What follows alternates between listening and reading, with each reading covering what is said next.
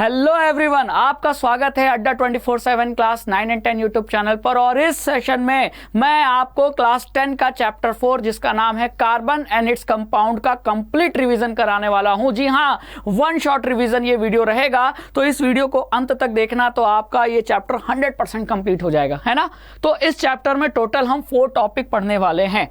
पहला टॉपिक जैसा आप देख रहे हो द कोवेलेंट बॉन्ड के बारे में पढ़ेंगे कि कार्बन किस तरीके से कोवेलेंट बॉन्ड बनाता है। नेक्स्ट टॉपिक होगा वर्सेटाइल नेचर ऑफ कार्बन के बारे में। थर्ड होगा आपका chemical properties of carbon compounds. और फोर्थ होगा सम इंपॉर्टेंट कार्बन कंपाउंड्स, जिसमें हम 2 डिस्कस करेंगे, इथेनॉल और इथेनोइक एसिड। तो शुरू करें, चलिए। तो बच्चों, अगर हम अर्थ क्रस्ट की बात करें, अर्थ क्रस्ट किसे कहते हैं? अर्थ को 3 लेयर में डिवाइड किया गया है, तो सबसे जो आउटर लेयर है उसे क्रस्ट कहते हैं, ठीक है। और इसी क्रस्ट पे कार्बन पाया जाता है मिनरल्स के फॉर्म में, वो भी कितने परसेंट? 0.02%। तो बहुत ही कम कार्बन पाया जाता है अर्थ क्रस्ट में, है ना, केवल 0.02%, वो भी मिनरल्स के फॉर्म में, जैसे कि कार्बोनेट्स के फॉर्म में है, हाइड्रोजन कार्बोनेट्स के फॉर्म में है, कोल के फॉर्म में है, या पेट्रोलियम के फॉर्म में, है ना। और अगर एटमॉस्फेयर की बात करें, अर्थ के ऊपर जो एटमॉस्फेयर है, हवा है, उसमें अगर बात करें तो कार्बन डाइऑक्साइड के फॉर्म में पाया जाता है, वो भी कितने परसेंट? 0.03%, है ना। तो 0.02% अर्थ क्रस्ट में और एटमॉस्फेयर में 0.03%। यानी कहने का मतलब ये है कि अर्थ में जो कार्बन है, चाहे उसके अर्थ क्रस्ट में हो चाहे अर्थ के एटमॉस्फेयर में हो, कार्बन का परसेंटेज बहुत कम है। लेकिन कम है इससे ये मत समझना कि इसका कार्बन का इंपॉर्टेंस हमारे लाइफ में बहुत कम है। नहीं, कम होने के बावजूद भी कार्बोहाइड्रेट, प्रोटीन, फैट, जितने भी बायोमॉलिक्यूल हैं वो किसके बने होते हैं? कार्बन के बने होते हैं। यहां तक कि हमारे शरीर में भी कार्बन है। तो इसका मतलब कि कार्बन भले ही कम अमाउंट में पाया जाता हो, लेकिन हमारे लाइफ में इस कार्बन का जो रोल है वो बहुत अधिक है कि नहीं। चलिए, In spite of this small amount of carbon available in nature, the importance of carbon seems to be immense. तो जो मैंने बोला वही चीज़ यहाँ लिखी है कि कार्बन तो बहुत ही कम परसेंट में अवेलेबल है, लेकिन हमारे लाइफ में, अर्थ पे जो लाइफ है उसमें कार्बन का जो रोल है वो बहुत ज़्यादा है, ठीक है। चलिए अब आगे चलते हैं। अब बात करते हैं कि कार्बन किस तरीके से कोवेलेंट बॉन्ड बनाता है ना। Bonding in carbon, the covalent bond. अब कार्बन अगर कंपाउंड्स की बात की जाए तो कार्बन कंपाउंड्स की अगर कुछ इंपॉर्टेंट प्रॉपर्टीज डिस्कस करें तो पहली प्रॉपर्टी आपको ये दिख रही है कि जो कार्बन कंपाउंड्स होते हैं वो इलेक्ट्रिसिटी के पुअर कंडक्टर होते हैं, ठीक है। जैसे मीथेन, मीथेन क्या है? Carbon compound. इथेन C2H6, ये भी क्या है? Carbon compound. तो ऐसे जितने भी कार्बन कंपाउंड्स होंगे वो इलेक्ट्रिसिटी के पुअर कंडक्टर होते हैं। तो पहली प्रॉपर्टी। और दूसरी प्रॉपर्टी आप यहां देख रहे हो, कार्बन कंपाउंड्स का जो मेल्टिंग पॉइंट, जो बॉइलिंग पॉइंट होता है वो भी लो होता है और मेल्टिंग पॉइंट भी लो होता है, ठीक है। तो low melting and boiling point, ये दूसरी प्रॉपर्टी होती है कार्बन कंपाउंड्स की। अब जैसे मैं आपके सामने कुछ कार्बन कंपाउंड्स को डिस्कस कर रहा हूं। पहला है एसिटिक एसिड, दूसरा है क्लोरोफॉर्म, तीसरा है इथेनॉल और फोर्थ वन है मीथेन। अब दोनों की मेल्टिंग पॉइंट देखिए कितना है?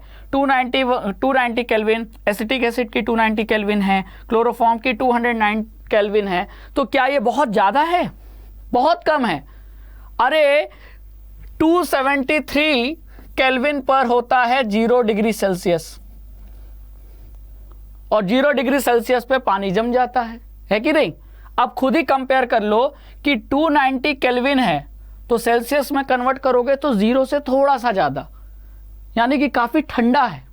यानी कि मेल्टिंग पॉइंट काफ़ी कम है कि नहीं? बहुत ज़्यादा तो है नहीं। पानी 100 डिग्री सेल्सियस पे गर्म होता है। 100 डिग्री सेल्सियस यानी 373 केल्विन पे पानी गर्म होता है। तो पानी जितना गर्म है, क्या पानी का जो बॉइलिंग पॉइंट है क्या उतने के लगभग है कि नहीं? देखो, तो बहुत ज़्यादा थोड़ी है। पानी केवल 100 डिग्री सेल्सियस पे गर्म हो जाता है, यानी कि जितना पानी का है उसके आसपास है इन सभी का, है ना। तो बहुत ज़्यादा तो कह नहीं सकते। तो वही मैं कह रहा हूँ कि कार्बन कंपाउंड्स का जो मेल्टिंग और बॉइलिंग पॉइंट होता है वो क्या होता है? लो होता है। और इलेक्ट्रिसिटी के पुअर कंडक्टर होते हैं। तो ये प्रॉपर्टी क्यों आई, है ना, ये प्रॉपर्टीज आपको याद रखनी है। लेकिन ऐसा क्यों हुआ? तो चलिए इसके पीछे का कारण देखते हैं, ठीक है। Combining capacity of various elements depend on the number of valence electron. तो जो भी बॉन्ड बनता है वो इस बात पे डिपेंड करता है कि बॉन्ड कैसा बनेगा और कितना बॉन्ड बनेगा। ये डिपेंड करता है कि वैलेंस इलेक्ट्रॉन, किसी एलिमेंट के एटम के पास वैलेंस इलेक्ट्रॉन कितने हैं। ठीक है, जैसे कि अगर मैं बात करूं कार्बन की, तो कार्बन का इलेक्ट्रॉनिक कन्फिग्रेशन अगर आप देखोगे तो कार्बन का ये एटम, इस एटम का ये जो न्यूक्लियस है, ये तो न्यूक्लियस है ना, और इस न्यूक्लियस के बाहर ये पहला शेल जिसे के कहते हैं, और इस शेल में कितने इलेक्ट्रॉन प्रेजेंट हैं? 2 इलेक्ट्रॉन, तो इसीलिए क्या लिखा है 2। ठीक है, तो के शेल में कितने हैं? 2 इलेक्ट्रॉन, और इसके बाहर जो ये शेल है ये है एल शेल, तो एल शेल में कितने इलेक्ट्रॉन दिख रहे हैं? 1 2 3 4, तो एल में 4 इलेक्ट्रॉन। और वैलेंस इलेक्ट्रॉन किसे कहते हैं? आउटर मोस्ट शेल में नंबर ऑफ इलेक्ट्रॉन जो प्रेजेंट होते हैं उन्हें ही वैलेंस इलेक्ट्रॉन कहा जाता है। तो कार्बन में आउटर मोस्ट शेल कौन सा है? के की एल, तो आंसर इज एल। और एल में कितने हैं? 4। तो कार्बन के केस में वैलेंस इलेक्ट्रॉन कितने हो जाएंगे? 4 हो जाएंगे, है कि नहीं? तो कार्बन का एटॉमिक नंबर होता है 6, मतलब 6 प्रोटॉन 6 इलेक्ट्रॉन, और 6 इलेक्ट्रॉन में से 2 इलेक्ट्रॉन के शेल में और 4 इलेक्ट्रॉन एल शेल में। अब एल क्योंकि आउटर मोस्ट शेल है, आउटर मोस्ट शेल कौन सा है? आउटर मोस्ट शेल एल है कार्बन के केस में, और एल में 4 इलेक्ट्रॉन है, तो यही इलेक्ट्रॉन क्या होंगे? Valence electron. तो कार्बन के केस में वैलेंस इलेक्ट्रॉन कितने? 4। अब कार्बन क्या चाहता है? कार्बन चाहता है कि मैं स्टेबल बन जाऊं। अब कार्बन स्टेबल कैसे बनेगा, क्या आप बता सकते हो? तो कोई भी एलिमेंट स्टेबल तब बनता है जब उसका शेल कंप्लीटली फिल्ड हो जाए। किससे फिल्ड हो जाए? कंप्लीटली फिल्ड हो जाए इलेक्ट्रॉन से, जैसा कि किस में होता है? नोबल गैस में। मतलब हम इस बात को ऐसे भी कह सकते हैं कि हर एटम चाहता है क्या पाना, अपने आप को नोबल गैस जैसा बनाना चाहता है। यानी every element wants to become या wants to attain noble gas configuration. मैं चाहता हूं, अगर मैं एलिमेंट हूं तो मैं चाहूंगा कि मैं नोबल गैस जैसा बन जाऊं, मेरे शेल कंप्लीटली फिल्ड हो जाएं किससे? इलेक्ट्रॉन से। और ऐसा कार्बन में अभी तो नहीं है ना भाई, क्योंकि के में कितने इलेक्ट्रॉन हैं? 2, एल में कितने हैं? 4। लेकिन एल में मैक्सिमम हो कितने सकते हैं? तो एल में मैक्सिमम 8 हो सकते हैं कितने? 4। तो कितने की और की जरूरत है? तो 4 की और जरूरत है। अब ये जो 4 है वो आएगा कहां से? ये प्लस मैंने ये इस बात को बताने के लिए लगाया है कि 4 हैं और 4 और चाहिए, तब जाकर 8 हो जाएगा, जैसा कि नियॉन में होता है। ठीक है, नियॉन का इलेक्ट्रॉनिक कॉन्फ़िगरेशन क्या होता है? 2 और 8। और नियॉन क्या है? Noble gas. तो कार्बन चाहता है कि मैं भी ऐसा बन जाऊं, तो इसमें बनने के लिए कार्बन को 4 और इलेक्ट्रॉन चाहिए, तभी तो वो नोबल गैस कॉन्फ़िगरेशन को अचीव करेगा। तो अब ये 4 इलेक्ट्रॉन का जुगाड़ क्या करे, कैसे करे कार्बन? तो कार्बन ने जुगाड़ लगाया कि मैं इलेक्ट्रॉन की शेयरिंग करूंगा, किसी दूसरे एलिमेंट के एटम का जो इलेक्ट्रॉन है उसको मैं अपने में गिन लूंगा। तो मेरे 4 और दूसरे के 4, और मैं बोलूंगा कि मेरे 8 हो गए, मेरा नोबल गैस कॉन्फ़िगरेशन अचीव हो गया और मैं हो जाऊंगा स्टेबल। ऐसा कौन कह रहा है? कार्बन। तो कार्बन इसलिए नोबल गैस कॉन्फ़िगरेशन को अचीव करने के लिए कार्बन क्या करता है? इलेक्ट्रॉन्स की शेयरिंग करता है। कौन से इलेक्ट्रॉन्स की? अपने वैलेंस इलेक्ट्रॉन। कितने हैं वैलेंस इलेक्ट्रॉन? 4। और इन वैलेंस इलेक्ट्रॉन की शेयरिंग से जो बॉन्ड बनता है उसे कौन सा बॉन्ड कहेंगे? कोवलेंट बॉन्ड कहेंगे। तो जरा यहां मीथेन का आप स्ट्रक्चर देखो, और मीथेन में किस तरीके से कार्बन के इलेक्ट्रॉन की शेयरिंग हो रही है उसको थोड़ा ध्यान से देखते हैं, है ना।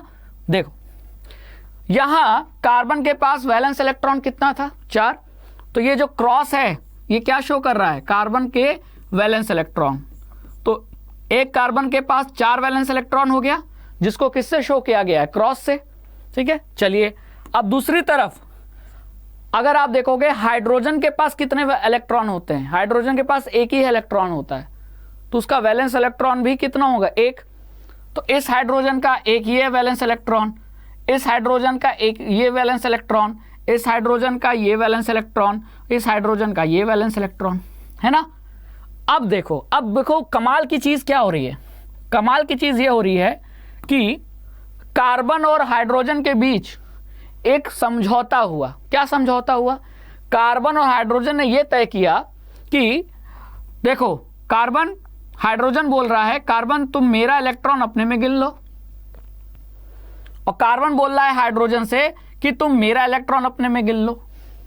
इससे दोनों का फायदा, दोनों कौन? कार्बन का भी और हाइड्रोजन का भी, क्योंकि हाइड्रोजन के पास एक इलेक्ट्रॉन है ना, और अगर एक इलेक्ट्रॉन उसको मिल जाए तो के में कितने हो जाएंगे? 2, और हाइड्रोजन क्या हो जाएगा? हाइड्रोजन हीलियम की तरह हो जाएगा और अपने नोबल गैस कॉन्फ़िगरेशन को अचीव कर लेगा और हाइड्रोजन स्टेबल हो जाएगा। तो हाइड्रोजन भी चाहता है स्टेबल होना, कार्बन भी चाहता है स्टेबल होना, तो दोनों ने तरीका क्या निकाला स्टेबल होने का? चलो इलेक्ट्रॉन की शेयरिंग करते हैं, है ना। क्या करते हैं? इलेक्ट्रॉन की शेयरिंग करते हैं। तो ये देखो, ये 2 इलेक्ट्रॉन की शेयरिंग हो गई कार्बन हाइड्रोजन के बीच। इसी तरह ये 2 इलेक्ट्रॉन, एक इलेक्ट्रॉन हाइड्रोजन का, एक इलेक्ट्रॉन कार्बन का, इन 2 इलेक्ट्रॉन की शेयरिंग हो गई कार्बन और हाइड्रोजन के बीच। यहां भी शेयरिंग हो गई, यहां भी शेयरिंग हो गई। तो शेयरिंग से अब ये कार्बन के पास अपने 4 इलेक्ट्रॉन तो थे, हाइड्रोजन के भी एक एक, और टोटल कितने हैं? 4 हाइड्रोजन, तो टोटल कितने? 4 इलेक्ट्रॉन। तो अपने 4 और हाइड्रोजन के 4 लेकर टोटल कितने बना लिए? 8 बना लिए। तो इस तरीके से कार्बन क्या हो गया? स्टेबल हो गया, क्योंकि उसने अपने शेल को कंप्लीटली फिल्ड कर लिया। किससे? इलेक्ट्रॉन से। तो अब कार्बन का जो इलेक्ट्रॉनिक कॉन्फ़िगरेशन होगा वो आप देखोगे तो K में 2 इलेक्ट्रॉन, L में 8 इलेक्ट्रॉन। पहले 4 थे, लेकिन ये हाइड्रोजन के 4 लेकर अपने में गिन लिया।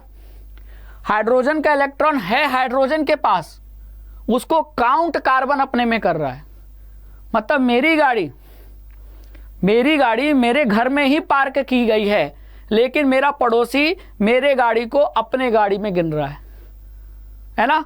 तो गाड़ी एक है, चलाने वाले 2, मैं और मेरा पड़ोसी, और दोनों से पूछा जाता है कि तुम्हारे पास गाड़ी है, तो हम बोलते हैं हाँ। तो 2 लोग लेकिन गाड़ी एक, दोनों अपने में काउंट कर रहे हैं। बस वही चीज यहां है। हाइड्रोजन ने भी कार्बन के इलेक्ट्रॉन को अपने में गिना और हाइड्रोजन का इलेक्ट्रॉन कार्बन ने अपने में गिना, और इस तरीके से दोनों बोल रहे हैं कि मेरा शेल भर गया है। तो यहां इलेक्ट्रॉन की आप क्या देख रहे हो? ये शेयरिंग हो रही है। क्या हो रही है? शेयरिंग। और इलेक्ट्रॉन की शेयरिंग से ये जो बॉन्ड बना, उसी बॉन्ड को कहते हैं कोवलेंट बॉन्ड। तो 2 इलेक्ट्रॉन से कितना बॉन्ड बनता है? 1 बॉन्ड बनता है। तो यहाँ 1 बना, यहाँ 1 बॉन्ड बना, यहाँ 1 बॉन्ड बना, यहाँ 1 बॉन्ड बना, तो ये बन गया क्या? CH4 यानी कि मीथेन। तो ये सिंगल लाइन क्या रिप्रेजेंट कर रही है? बॉन्ड।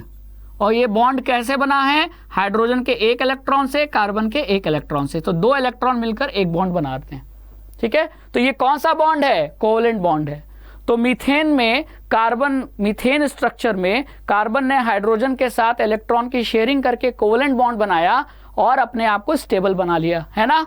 तो वही लिखा है यहां क्या कि the bond which are formed by the sharing of an electron pair between 2 atoms are called covalent bond. तो कार्बन हमेशा याद रखिएगा कोवलेंट बॉन्ड बनाता है इलेक्ट्रॉन की शेयरिंग करके। ठीक है, समझ में आया? चलिए, the shared electron belong to the outermost shell of both the atoms and lead to the both atoms attaining the noble gas configuration। मतलब कहने का मतलब ये है कि ये जो इलेक्ट्रॉन की शेयरिंग हुई, तो कार्बन के जो इलेक्ट्रॉन शेयर हो रहे हैं, ये कार्बन के वैलेंस इलेक्ट्रॉन है, और हाइड्रोजन के जो इलेक्ट्रॉन की शेयरिंग हो रही है वो हाइड्रोजन के वैलेंस इलेक्ट्रॉन है। तो वैलेंस इलेक्ट्रॉन की शेयरिंग होकर कार्बन और हाइड्रोजन दोनों अपने नोबल गैस कॉन्फ़िगरेशन को क्या कर ले रहे हैं? अचीव कर ले रहे हैं। और एक बार नोबल गैस कॉन्फ़िगरेशन अचीव हो गया तो दोनों स्टेबल हो गए, और स्टेबल होने के बाद बन जाते हैं वो मीथेन। इसी तरह इथेन बनता है, इसी तरह प्रोपेन बनता है, इसी तरह इथीन बनता है कि नहीं। तो ऐसे तमाम बहुत सारे, एक नहीं लाखों करोड़ों कार्बन कंपाउंड्स बनाता है, और सभी में कोवलेंट बॉन्ड देखने को मिलता है। ठीक है, क्लियर हो गया? चलिए, तो हमने बॉन्डिंग तो पढ़ ली कार्बन में, अब आते हैं वर्सेटाइल नेचर ऑफ कार्बन के बारे में पढ़ते हैं। ठीक है, तो अब आपके क्वेश्चन पूछा जाए कि कार्बन इतने सारे कंपाउंड्स कैसे बना लेता है, तो आप कहोगे कि कार्बन कोवलेंट बॉन्ड बनाता है इसलिए। जी हाँ, कोवलेंट बॉन्ड बनाता है, वो तो कारण है ही। अब जैसे यहाँ शुगर, चीनी में भी कार्बन है, इथेनॉल में भी कार्बन है, मीथेन CH4 इसमें भी कार्बन है, और सिरका खाते ना, इसमें भी कार्बन है। यहाँ इसका मतलब कि चीनी, इथेनॉल जिसे अल्कोहल भी कहा जाता है, मीथेन गैस, सिरका, इन सभी में कार्बन है। मतलब कार्बन बहुत सारे कंपाउंड बना रहा है ना। The number of carbon compounds whose formula are known to chemist was recently estimated to be in millions.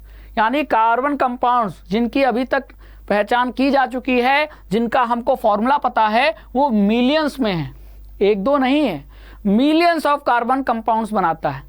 तो ऐसा क्यों हुआ? Why is it that this property is seen in carbon and in no other element? ऐसा क्यों है कि carbon इतनी सारी कंपाउंड्स बनाता है, बाकी तो दूसरे एलिमेंट नहीं बनाते? इसके पीछे कुछ तो कारण होगा। चलिए उसके पीछे का रीजन देखते हैं। The nature of covalent bond enables carbon to form a large number of compound. तो कार्बन की कोई प्रॉपर्टी है, कार्बन इतना कोवलेंट बॉन्ड अच्छे से क्यों बना लेता है? अगर कोवलेंट बॉन्ड इतने अच्छे से बनाता है तभी तो बहुत सारे कंपाउंड्स बना रहे हैं जिनकी संख्या मिलियंस में है।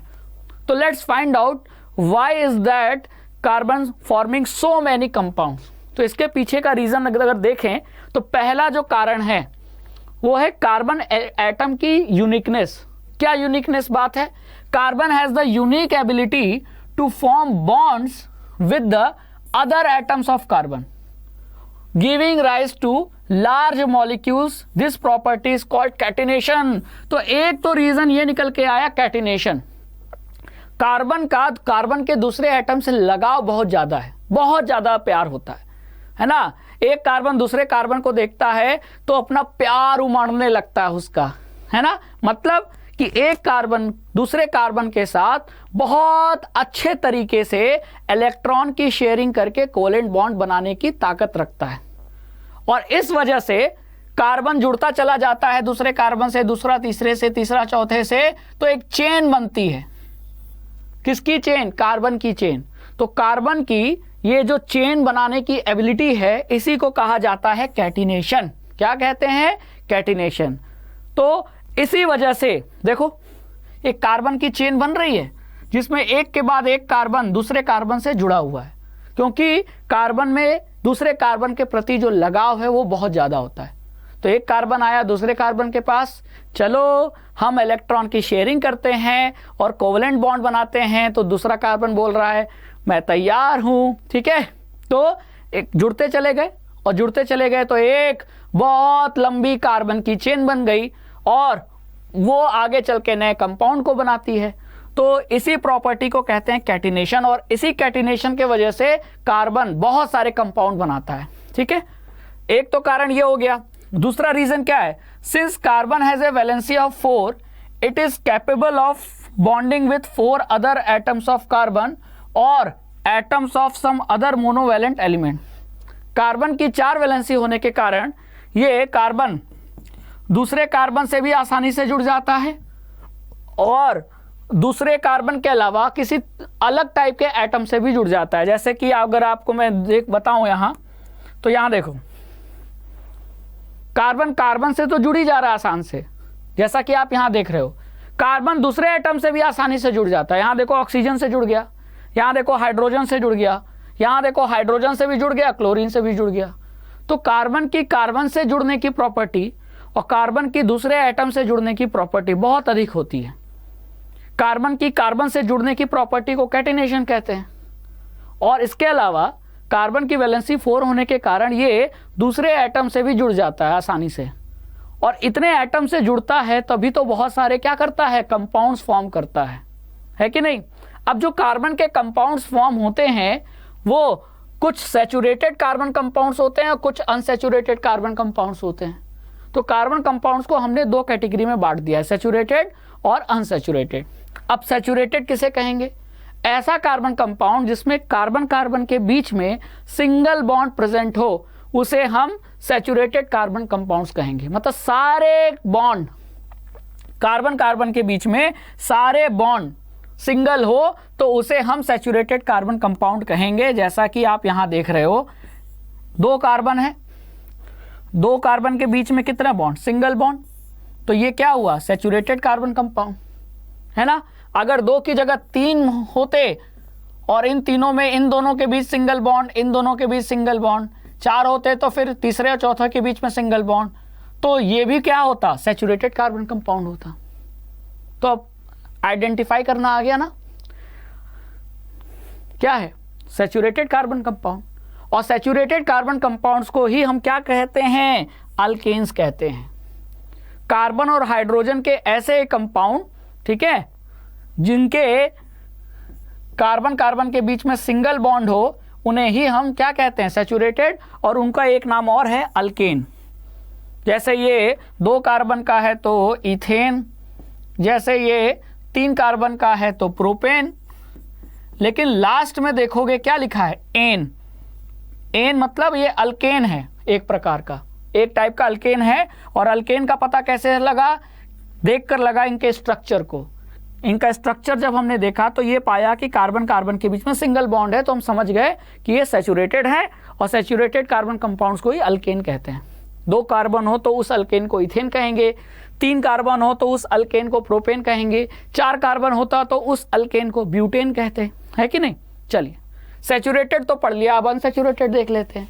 अगर कार्बन कंपाउंड में कार्बन कार्बन के बीच में एक भी डबल बॉन्ड आ गया या ट्रिपल बॉन्ड आ गया तो वो कार्बन कंपाउंड अनसैचुरेटेड हो जाता है, ठीक है। तो when carbon atoms are linked with double और triple bond, then such carbon compounds are known as unsaturated carbon compounds. Let's find out the structure. तो जैसे यहाँ आप स्ट्रक्चर देख रहे हो, ये आपको 2 कार्बन नजर आ रहे हैं, ठीक है। 2 कार्बन के बीच में बॉन्ड कितना नजर आ रहा है, तो आप कहोगे 2। तो फिर ये सैचुरेटेड हुआ, नहीं, सैचुरेटेड में सिंगल बॉन्ड होता है, ठीक है। और यहाँ तो डबल बॉन्ड है, तो ये क्या हुआ, अनसैचुरेटेड। यहाँ देखो कार्बन कार्बन के बीच में 1 2 3 बॉन्ड है, तो 3 बॉन्ड होगा तब भी ये क्या होगा, अनसैचुरेटेड कार्बन कंपाउंड, ठीक है। अब अनसैचुरेटेड इसका मतलब 2 टाइप के होते हैं, एक डबल बॉन्ड वाले, एक ट्रिपल बॉन्ड वाले। तो जो डबल बॉन्ड वाले होते हैं उन्हें अल्कीन कहा जाता है, और जो ट्रिपल बॉन्ड वाले होते हैं उन्हें अल्काइन कहा जाता है, ठीक है। तो ये एक अल्कीन है, वो एक अल्काइन है। इस अल्कीन का नाम क्या है, इथीन, और इस अल्काइन का नाम क्या है, इथाइन। तो अल्केन, अल्कीन, अल्काइन, ठीक है।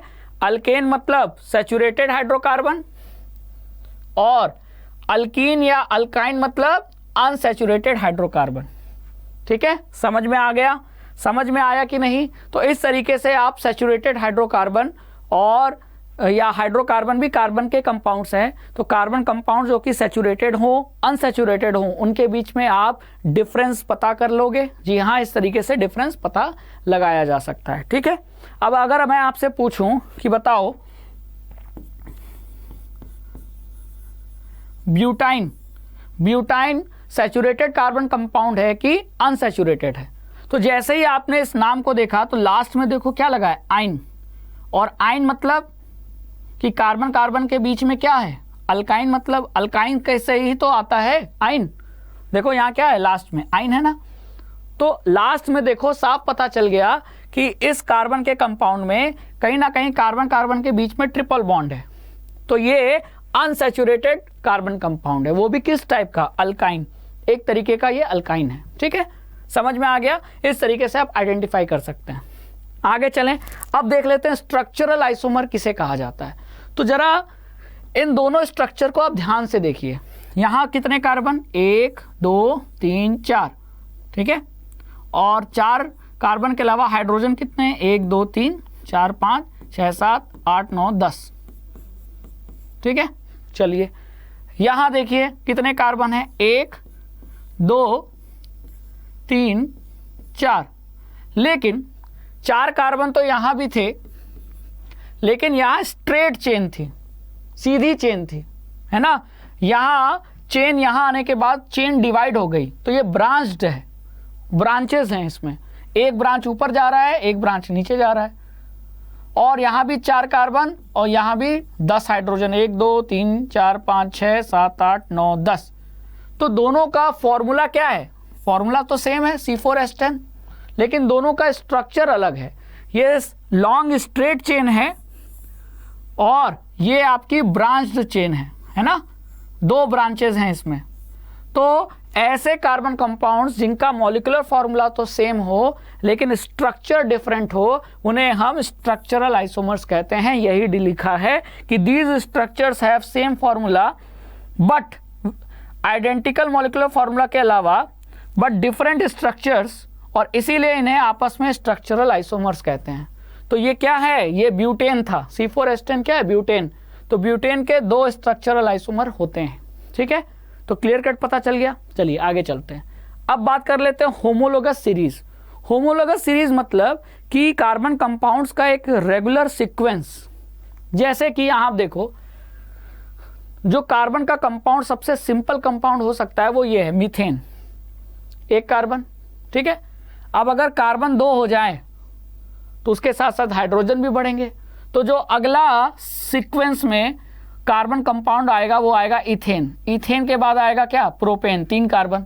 ठीक है, तो मीथेन, इथेन, प्रोपेन ये लगातार सीक्वेंस में है ना, तो इनको हम क्या कहेंगे कि ये अल्केन्स की क्या है?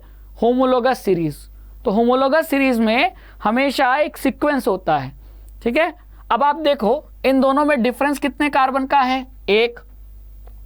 और कितने हाइड्रोजन का डिफरेंस है? 4 6, 2 हाइड्रोजन का। फिर यहाँ भी देखो 6 8, 2 हाइड्रोजन का। अगला मैं देखूँ तो क्या हो लिखूंगा? 3 के बाद 4 कार्बन और हाइड्रोजन 8 के बाद 2 जोड़ दूं तो 10 हाइड्रोजन। तो ये इस होमोलोगस सीरीज का अगला पार्ट, अगला कार्बन कंपाउंड है। तो ये एक होमोलोगस सीरीज बन रही है। ठीक है, और इस होमोलोगस सीरीज में हर 2 मेंबर के बीच में जो डिफरेंस है वो 1 कार्बन का और 2 हाइड्रोजन का डिफरेंस है। ठीक है, तो होमोलोगस सीरीज हम उस सीरीज को कहेंगे जिसमें 2 मेंबर के बीच में किसका अंतर हो? CH2 यूनिट का अंतर हो, जैसा कि आप यहां देख रहे हो, है ना। और ये सभी क्या हैं? अल्केन्स हैं। तो अल्केन्स का जनरल फॉर्मूला क्या बन गया? तो देखो ध्यान से कि जितने कार्बन हैं उसका डबल कर दो। तो जैसे C2H6, तो कार्बन 2 हैं, 2 का मैंने डबल किया, कितने हो गए? 4, और 4 में फिर 2 जोड़ दिया तो हो गए 6, और 6 हो गए हाइड्रोजन। तो कार्बन और हाइड्रोजन की संख्या निकालनी है तो कैसे निकालेंगे? अगर कार्बन की संख्या पता हो तो उसको डबल कर दो और फिर उसमें 2 जोड़ दो तो हाइड्रोजन की नंबर्स आ जाएगा। तो इसका मतलब अल्केन्स का जनरल फॉर्मूला क्या हुआ? CnH2n+2। जितने कार्बन उसके डबल करने के बाद उसमें 2 प्लस कर दो, उतने हाइड्रोजन होते हैं किसमें?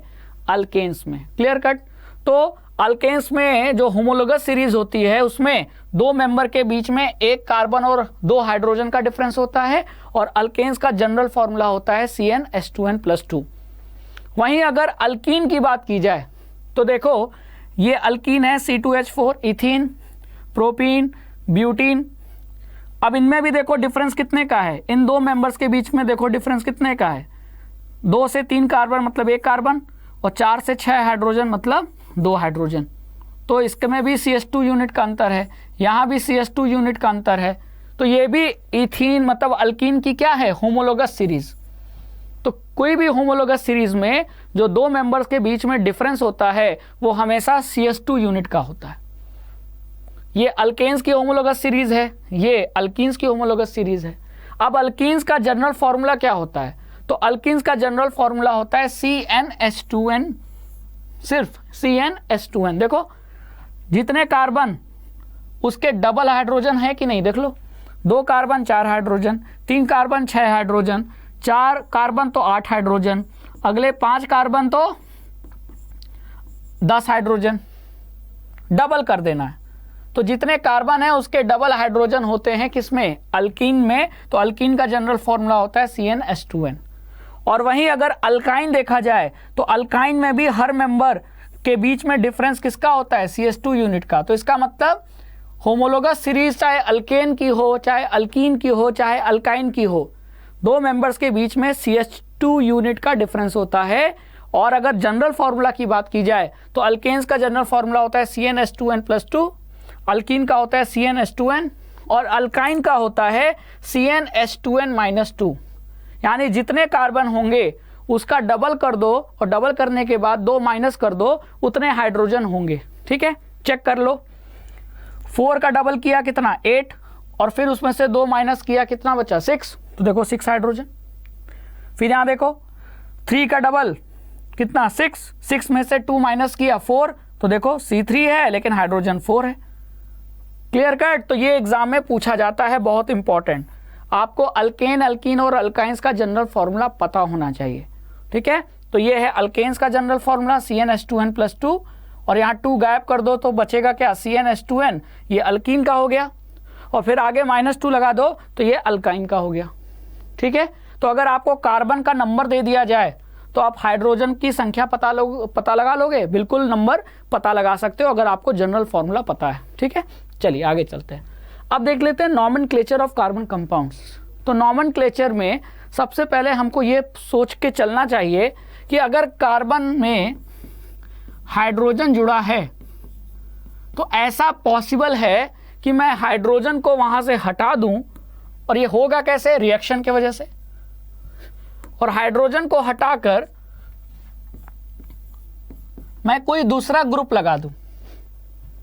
ठीक है, अगर आपको विजिबल नहीं है तो मैं यहां लिख देता हूं दूसरे कलर से, ये देखो।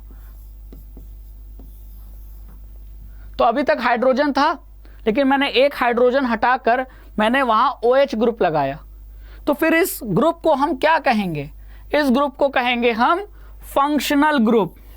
और फंक्शनल ग्रुप उस कार्बन की केमिकल प्रॉपर्टी को डिसाइड करता है, इररिस्पेक्टिव ऑफ द कार्बन की चेन की लेंथ कितनी है, उस पर मैटर नहीं करता। मतलब ये कार्बन की चेन, एक चेन और हो सकती थी, एक चेन और हो सकती थी, मतलब ये कार्बन की चेन बड़ी हो सकती थी, लेकिन केमिकल प्रॉपर्टी तो इसी से डिसाइड होती। ठीक है, क्लियर। तो फंक्शनल ग्रुप किसे कहते हैं, फंक्शनल ग्रुप उस ग्रुप को कहते हैं जो कार्बन कंपाउंड की केमिकल प्रॉपर्टी को डिसाइड करता है और जो कि हम हाइड्रोजन को हटाकर वहां लगाते हैं। जैसा कि आपने वहां देखा कि कार्बन में हाइड्रोजन को हटाकर हमने OH ग्रुप लगाया, तो OH ग्रुप क्या हो गया, फंक्शनल ग्रुप हो गया। क्लियर। तो group which confer specific properties, कौन सी specific properties, chemical properties to the carbon compounds regardless of the length of the chain, carbon chain, are called functional groups. ठीक है, जैसे कि आप उदाहरण देख रहे हो एग्जाम्पल, तो अल्कोहल एक फंक्शनल ग्रुप है, अल्डिहाइड जिसका पहचान होती है CHO वो भी एक फंक्शनल ग्रुप है, कीटोन जिसकी पहचान होती है C डबल बॉन्ड O ये भी एक फंक्शनल ग्रुप है, कार्बोक्सिलिक एसिड जिसकी पहचान होती है COOH ये भी एक फंक्शनल ग्रुप है। मतलब मैं चाहूं मीथेन में एक हाइड्रोजन हटाकर OH लगा दूं या OH की जगह में लगा दूं क्या कि आपका CH3COOH ये लगा दूं, है ना, चाहे तो मैं ये लगा दूं,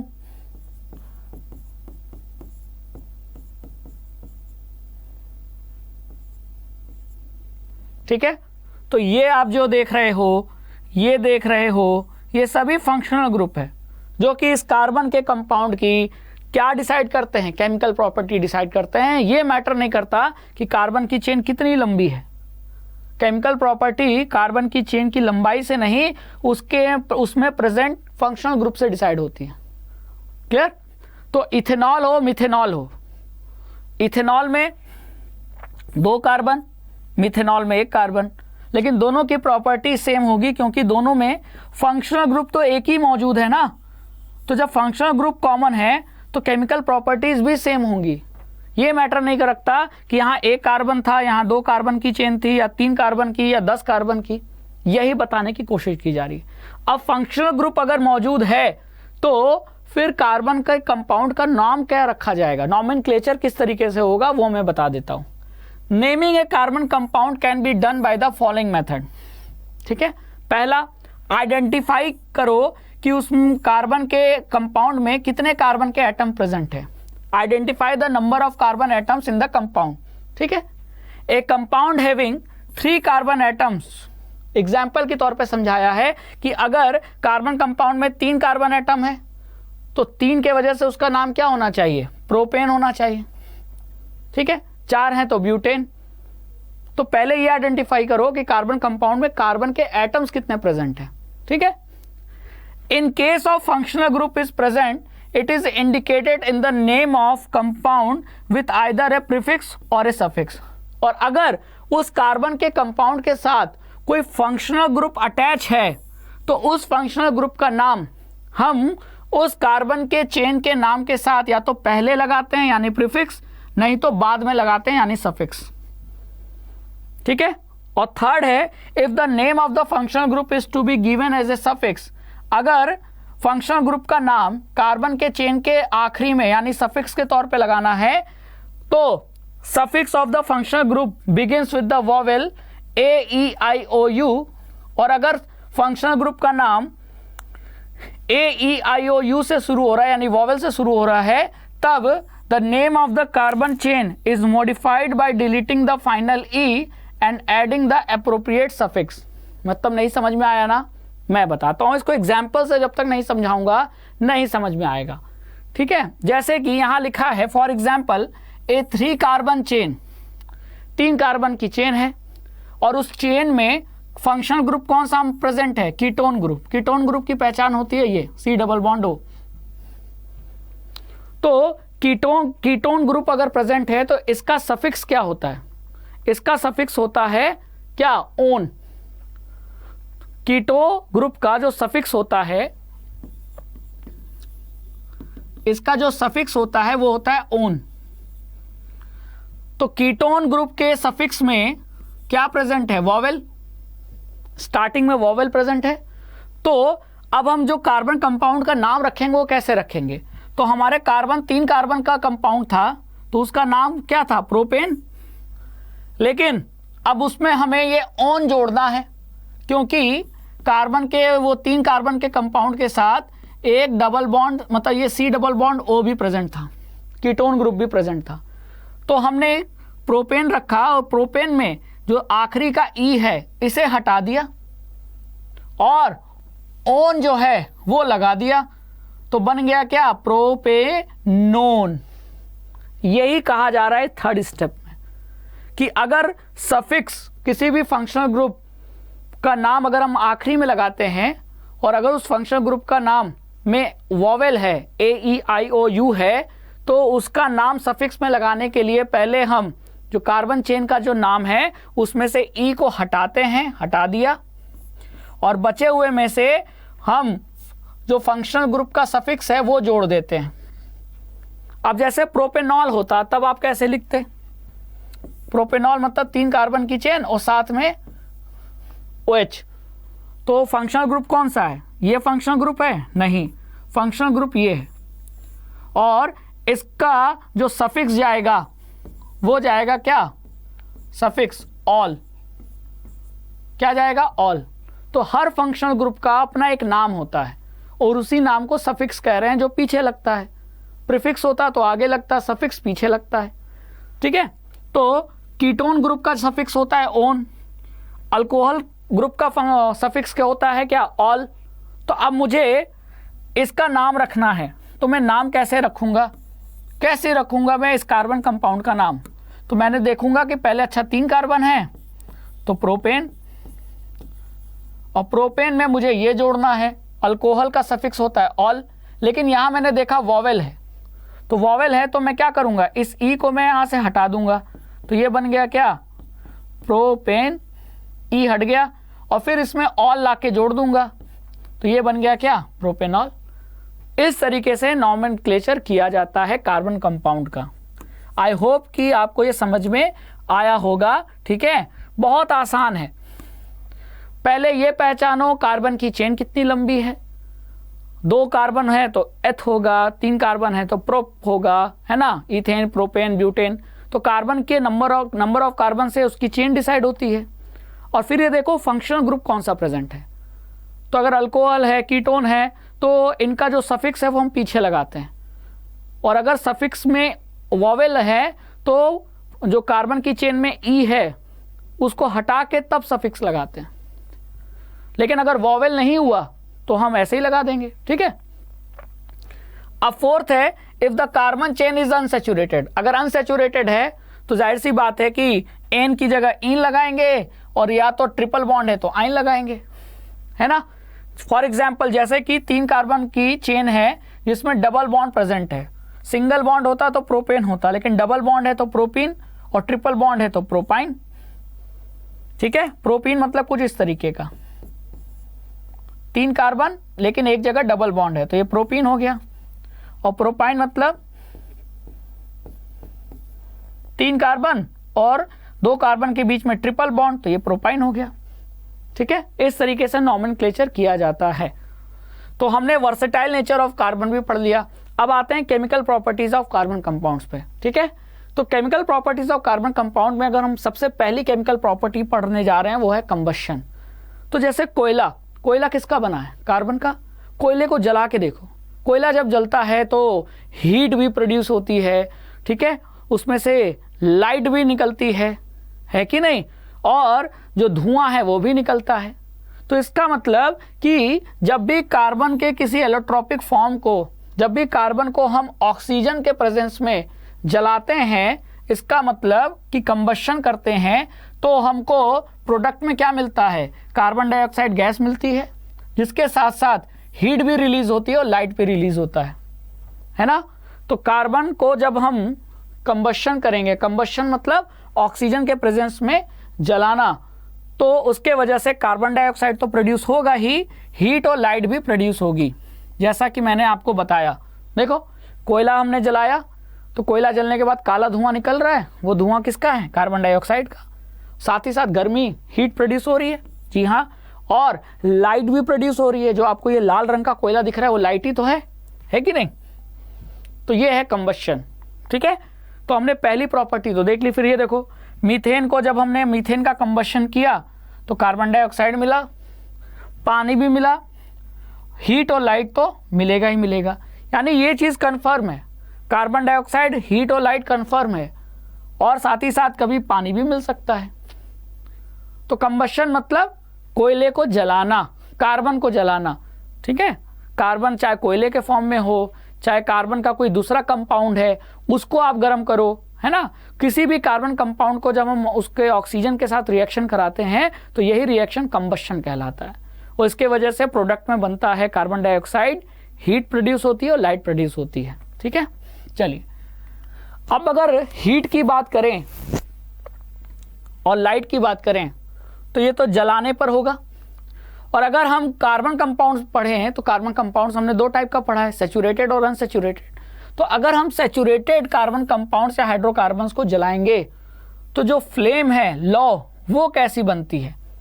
तो जैसे हमारे घरों में जो खाना बन रहा है वो एलपीजी सिलेंडर से जो गैस होती है एलपीजी, उसका यूज़ करके खाना बनता है, और उसमें होती है मीथेन गैस, और मीथेन है सैचुरेटेड हाइड्रोकार्बन। तो इसको जलाने पर जो फ्लेम, लौ जो बनेगी, आपने देखा होगा नीले रंग की कुछ इस तरीके की फ्लेम बनती है, और ये क्लीन फ्लेम है, इसमें काला धुआं आपको नहीं प्रोड्यूस होता हुआ दिख रहा है। मतलब इस पे आप बर्तन भी रख दोगे तो बर्तन के बॉटम पर काला नहीं पड़ेगा, है ना, क्योंकि ये क्लीन फ्लेम है। क्लीन फ्लेम ये बता रहा है कंप्लीट कंबशन हो रहा है उस सैचुरेटेड हाइड्रोकार्बन का। लेकिन ऐसे हाइड्रोकार्बन जो अनसैचुरेटेड होते हैं, अनसैचुरेटेड कार्बन कंपाउंड्स या कह लो हाइड्रोकार्बन्स, वो कंप्लीट कंबशन नहीं हो पाता, उनका इनकम्प्लीट कंबशन होता है, जिसके वजह से जो फ्लेम उठती है वो ब्लू रंग के ना होकर येलो रंग की होती है, और साथ ही साथ बहुत सारा धुआं, ब्लैक स्मोक भी प्रोड्यूस होता है। जैसा कि आप इस एक्सपेरिमेंट में देख रहे हो, जलती हुई मोमबत्ती के ऊपर कांच का एक ग्लास रख दो, ये कांच की एक प्लेट रख दो, देखो वो कांच काला हो जाएगा।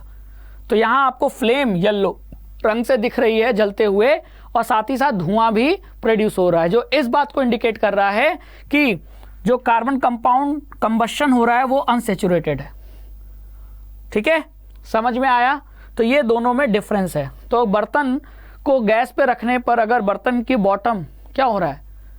जल जा रहा है, इसका मतलब कि जो गैस है वो उसका कंप्लीट कंबशन नहीं हो रहा है। कंप्लीट कंबशन होता गैस का तो गैस ब्लू रंग की होती, कोई ब्लैक स्मोक नहीं प्रोड्यूस होता तो बर्तन भी हमारा काला नहीं पड़ता। लेकिन कहीं ना कहीं एयर में, जो एयर का इनलेट है उसमें कोई कचरा भर जाने के कारण, वो जो ऑक्सीजन की सप्लाई कम हो जाने के कारण, वो जो एलपीजी से सिलेंडर से जो गैस आ रही है वो है तो सैचुरेटेड, तो उसको जलना चाहिए क्लीन फ्लेम के मदद से, मतलब क्लीन फ्लेम की तरह जलना चाहिए।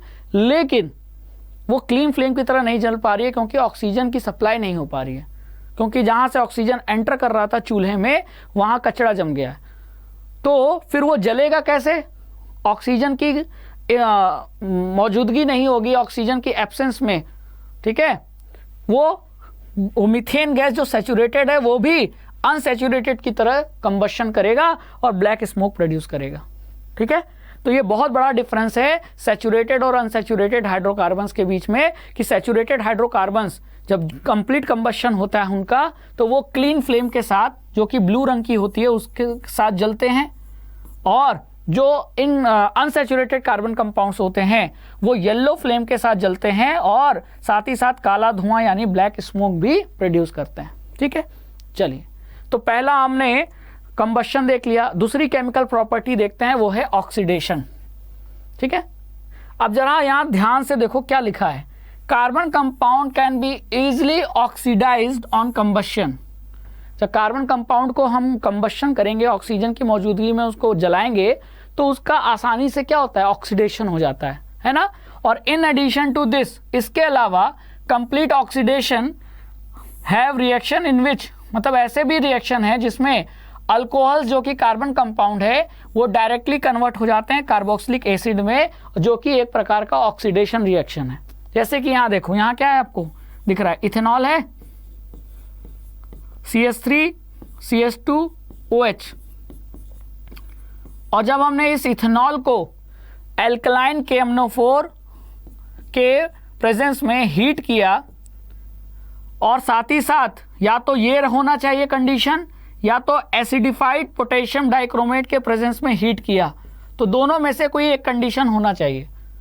तो इन दोनों प्रेजेंस में, मतलब या तो अल्कलाइन KMnO4 के साथ गर्म करें या एसिडिफाइड पोटेशियम डाइक्रोमेट के साथ गर्म करें, किसको, इथेनॉल को, तो ये इथेनॉल डायरेक्टली कन्वर्ट हो जाता है किसमें, इथेनोइक एसिड में यानी कार्बोक्सिलिक एसिड में। तो ये कौन सा रिएक्शन है, ये ऑक्सीडेशन रिएक्शन है। ठीक है, समझ में आया। तो क्योंकि यहाँ ये एसिडिफाइड पोटेशियम डाइक्रोमेट या कह लो अल्कलाइन KMnO4 इस अल्कोहल का ऑक्सीडेशन कर रहे हैं, इसीलिए ये कौन से एजेंट कहलाएंगे, ऑक्सीडाइजिंग एजेंट कहलाएंगे। कौन से एजेंट, ऑक्सीडाइजिंग एजेंट। जैसे कि LIC की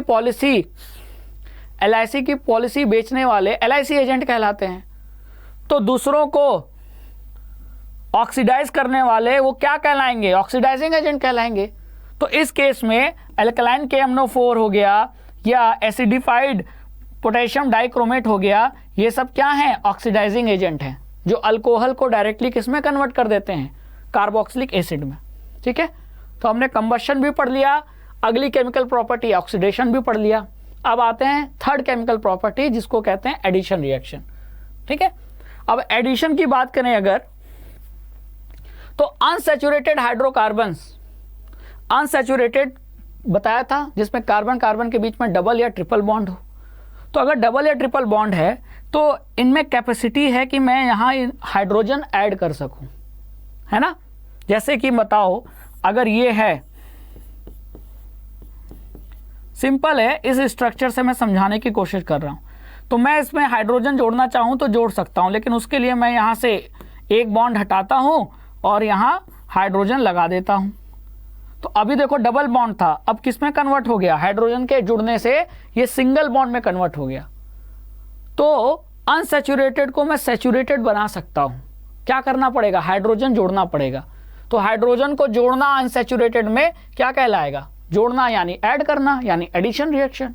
तो जैसे ये देखो, ये अनसैचुरेटेड हाइड्रोकार्बन है, ठीक है, और इसमें निकल कैटलिस्ट के प्रेजेंस में अगर मैं हाइड्रोजन को यहाँ ऐड करूँ, तो हाइड्रोजन अगर यहाँ और यहाँ ऐड हो जाएगा तो यहाँ का एक डबल बॉन्ड हट जाएगा।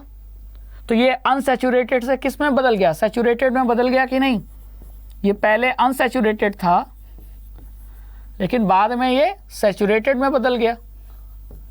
कैसे? हाइड्रोजन के ऐड होने से। और हाइड्रोजन कैसे ऐड हुआ? कैटलिस्ट के तौर पे हमने क्या लिया? निकल या पैलेडियम। यहाँ लिखा निकल है, लेकिन निकल के अलावा चाहो आप पैलेडियम भी यूज कर सकते हो। और इस रिएक्शन को हम कहते हैं एडिशन रिएक्शन। और इसी रिएक्शन का यूज करके हम वेजिटेबल ऑयल से, ठीक है, घी बना, मतलब घी बोल रहे हैं, डालडा बनाते हैं, वनस्पति घी बनाते हैं। ठीक है, मतलब कि आप ये देख रहे हो ना, ये ऑयल है, ये कौन सा ऑयल है? ये प्लांट से निकाला गया ऑयल है, यानी वेजिटेबल ऑयल। और ये वेजिटेबल ऑयल क्या होते हैं? अनसैचुरेटेड होते हैं। सरसों का तेल, सोयाबीन का तेल, नारियल का तेल, ये सभी वेजिटेबल ऑयल्स ही तो हैं। और ये सभी अनसैचुरेटेड हाइड्रोकार्बन से, यार कह लो अनसैचुरेटेड कार्बन कंपाउंड से बने हैं। और अगर इनमें मैं हाइड्रोजन जोड़ दूं तो ये क्या कहलाएगा? एडिशन रिएक्शन, है ना। और इसको हम एक नाम और कह देते हैं, हाइड्रोजिनेशन, क्योंकि हाइड्रोजन ऐड कर रहे हैं इसलिए हाइड्रोजिनेशन। और कैटलिस्ट के तौर पे हम निकल ले लेंगे या पैलेडियम ले लेंगे। तो हाइड्रोजन जब इसमें जुड़ेगा इसके स्ट्रक्चर में, तो ये अनसैचुरेटेड से क्या हो जाएगा? सैचुरेटेड। और सैचुरेटेड यानी कि ये बन जाएगा वनस्पति घी। क्या बन जाएगा? वनस्पति घी, जिसे डालडा भी कहते हैं। और सैचुरेटेड होने के कारण रूम टेम्परेचर पे ये तो लिक्विड होता है, लेकिन डालडा देखना रूम टेम्परेचर पे जम जाता है। ये पहचान है सैचुरेटेड की। ठीक है, घरों में जो तेल है सरसों का, सोयाबीन का, वो देखो ठंडी में भी वो लिक्विड रहते हैं, लेकिन डालडा देखो, घी देखो, ठंडी में जम जाता है। क्यों? क्योंकि ये सभी सैचुरेटेड फैटी एसिड है, मतलब सैचुरेटेड कार्बन कंपाउंड्स हैं। तो इनको बनाने के लिए अनसैचुरेटेड से सैचुरेटेड में बदलना पड़ेगा और उसके लिए हाइड्रोजन जोड़ना पड़ेगा, और इसी प्रोसेस को हाइड्रोजनेशन कहते हैं। तो वही लिखा है कि दिस रिएक्शन, कौन सा reaction? Addition reaction is commonly used in the hydrogenation of vegetable oil using a nickel catalyst. तो ये क्वेश्चन बहुत इंपॉर्टेंट है। ठीक है, इसके अलावा एक चीज और समझ में आ गई कि जितने भी वेजिटेबल ऑयल्स हैं वो सभी अनसैचुरेटेड फैटी एसिड होते हैं। चाहे वो मस्टर्ड ले लो, सरसों का या सोयाबीन का तेल ले लो, कोई भी वेजिटेबल ऑयल ले लो, वो अनसैचुरेटेड होते हैं। और जितने भी एनिमल से हमको फैट मिलता है वो सभी सैचुरेटेड होता है। चाहे अंडा ले लो, चाहे मीट ले लो, चाहे घी ले लो, चाहे मक्खन ले लो, उन सभी में एनिमल से जो हमको फैट मिलता है उसमें सैचुरेटेड हाइड्रोकार्बन्स होते हैं। तो अगर इन तेल को वेजिटेबल ऑयल में हाइड्रोजन जोड़ दें तो ये घी जैसा डालडा पे बदल जाएगा, और रूम टेम्परेचर पे ये सॉलिड रहेगा कि नहीं रहेगा। तो ये पहचान है। तो ये कौन सा रिएक्शन है? ये हाइड्रोजिनेशन है ना। हाइड्रोजिनेशन एक टाइप का एडिशन रिएक्शन ही होता है। क्लियर? चलिए आगे चलते हैं। नेक्स्ट केमिकल प्रॉपर्टी वो है सब्स्टिट्यूशन। तो सब्स्टिट्यूशन को समझना है तो जरा इस रिएक्शन को ध्यान से देखो। ये है मीथेन, और मीथेन का रिएक्शन हुआ क्लोरीन के साथ, लेकिन उसके लिए हमने क्या किया? उसके लिए हमने एक अल्ट्रावायलेट यानी सनलाइट के प्रेजेंस में इन दोनों का रिएक्शन हुआ। तो देखो यहां एक हाइड्रोजन था, मीथेन में वैसे तो 4 हाइड्रोजन है, लेकिन 4 में से एक हाइड्रोजन हट गया और उसकी जगह क्या आ गया? एक क्लोरीन आ गया। तो ये किस में बदल गया? CH3Cl, जो कि यहां दिख रहा है ना। क्लियर? तो saturated hydrocarbons are fairly unreactive and are inert in the presence of most reagent. However in the presence of sunlight, sunlight के प्रेजेंस में क्लोरीन जो है वो सैचुरेटेड हाइड्रोकार्बन से जुड़ जाता है, जैसे कि मीथेन के साथ जुड़ा, और एक कंपाउंड बना सकता है। और यहां क्लोरीन ने किसको हटाया? हाइड्रोजन को हटाया। तो सब्स्टिट्यूशन हुआ कि नहीं? तो क्लोरीन ने किसका सब्स्टिट्यूशन किया? हाइड्रोजन का सब्स्टिट्यूशन किया। क्लोरीन ने आया, हाइड्रोजन को कहा हटो, मैं यहां जुड़ूंगा, तो आकर जुड़ गया। ठीक है, लेकिन ये ध्यान रखना ये सनलाइट के प्रेजेंस में ही होगी, क्योंकि वैसे जो सैचुरेटेड हाइड्रोकार्बन होते हैं वो अनरिएक्टिव होते हैं। तो जब तक सनलाइट नहीं पड़ेगी तब तक ये रिएक्शन आगे प्रोसीड नहीं करेगा और CH3Cl नहीं बनेगा। Chlorine can replace the hydrogen atoms one by one, it is called substitution reaction. मतलब ये यहां पर नहीं रुकेगा, फिर एक और क्लोरीन आएगा, यहाँ से हाइड्रोजन को हटाएगा, यहाँ जुड़ जाएगा, यहाँ से हाइड्रोजन को हटाएगा, यहाँ जुड़ जाएगा। तो धीरे धीरे ये CH3Cl से CH2Cl2, फिर CHCl3 और लास्ट में CCl4। तो पहले शुरू में 4 हाइड्रोजन थे, चारों हाइड्रोजन को हटा के उसकी जगह 4 क्लोरीन आ गए। तो यहाँ से ये बना, यहाँ से ये बना, यहाँ से ये बना। यही है सब्स्टिट्यूशन रिएक्शन। ठीक है, तो हमने कार्बन कंपाउंड्स के केमिकल प्रॉपर्टी पे डिस्कस कर लिया और 4 प्रॉपर्टी पढ़ी, कंबशन, ऑक्सीडेशन, एडिशन और सब्स्टिट्यूशन रिएक्शन। ठीक है, अब हम कुछ कार्बन कंपाउंड्स जैसे कि इथेनॉल और इथेनोइक एसिड पे चर्चा कर लेते हैं, डिस्कशन कर लेते हैं। तो सबसे पहले इथेनॉल पे देखते हैं। तो इथेनॉल का सबसे ज़रूरी है पहले फॉर्मूला। तो यहाँ से एथ से लग रहा है कि 2 कार्बन है और यहाँ लास्ट में सफिक्स, याद करो पढ़ाया था, सफिक्स ऑल है। इसका मतलब फंक्शनल ग्रुप कौन सा होगा? अल्कोहल यानी OH। तो ये रहा इथेनॉल का स्ट्रक्चर, C2H5OH। तो चाहे मैं CH3CH2OH कह लूँ, CH3CH2OH कह लूँ या C2H5OH कह लूँ, बात एक ही है। ठीक है, तो अल्कोहल, इथेनॉल को ही अल्कोहल कहते हैं। अल्कोहल कुछ अलग चीज़ नहीं है, इथेनॉल और अल्कोहल में कोई डिफरेंस नहीं है। ये एक मिथ है, दिमाग में बैठा हुआ है, अल्कोहल अलग चीज़ है, इथेनॉल अलग चीज़ है। नहीं बच्चा, अलग है ही नहीं। इथेनॉल ही अल्कोहल है, अल्कोहल ही इथेनॉल है ना। और इसका फॉर्मूला होता है, चाहे कह लो C2H5OH, चाहे कह लो CH3CH2OH, और ये रहा इसका स्ट्रक्चर। मैच कर लो, 2 कार्बन है, ठीक है, फिर यहाँ 5 हाइड्रोजन है और फिर ये OH है और ये फंक्शनल ग्रुप है। ठीक है, अब इथेनॉल जो होता है वो लिक्विड होता है रूम टेम्परेचर पे। ठीक है, कैसे पता? तो जरा यहाँ देखो इसको ध्यान से। इथेनॉल का ये क्या है? ये मेल्टिंग पॉइंट है और ये बॉइलिंग पॉइंट है। तो मेल्टिंग पॉइंट, बॉइलिंग पॉइंट वो भी केल्विन में है।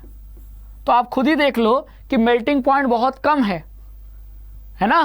तो आमतौर पे रूम टेम्परेचर में ये क्या होगा? लिक्विड ही होगा, है कि नहीं। और इथेनॉल से ही जितने भी अल्कोहलिक ड्रिंक्स होते हैं वो बनाए जाते हैं। तो ethanol is commonly called alcohol and is the most active ingredient of all alcoholic drinks.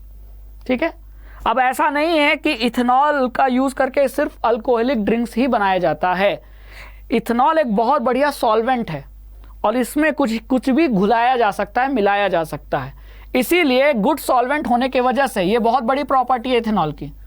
इसके वजह से इसका यूज करके हम टिंचर आयोडीन भी बनाते हैं, कफ सिरप भी बनाया जाता है और बहुत सारे टॉनिक भी बनाया जाता है। टिंचर आयोडीन एंटीसेप्टिक की तरह यूज किया जाता है, जहां भी कट जाता है तो आपने देखा होगा डॉक्टर लगाता है इस तरीके से एक केमिकल, वो टिंचर आयोडीन भी होता है। ठीक है, तो टिंचर आयोडीन बनाने में भी किसका यूज होता है? इथेनॉल का। फिर कफ सिरप में सॉल्वेंट की तरह कौन यूज होता है? इथेनॉल। और यहाँ तक कि कई सारे टॉनिक हैं उसमें भी इथेनॉल का यूज़ किया जाता है। तो एक बहुत बढ़िया सॉल्वेंट है। ठीक है, लिक्विड होता है रूम टेम्परेचर पे, अल्कोहलिक ड्रिंक्स बनाने में इस्तेमाल होता है। अब इथेनॉल का रिएक्शन देख लेते हैं। इथेनॉल का अगर रिएक्शन देखें तो सबसे पहले सोडियम के साथ। तो जब आप सोडियम के साथ इथेनॉल का रिएक्शन कराते हो तो एक कंपाउंड बनता है जिसे कहते हैं सोडियम इथॉक्साइड। और कौन सी गैस निकलती है? हाइड्रोजन गैस प्रोड्यूस होती है। तो यहाँ देखो क्या हुआ, ये जो OH का H था ये हट गया और इसके जगह आ गया Na। तो CH3CH2ONa और इसी को हम कहते हैं सोडियम इथॉक्साइड।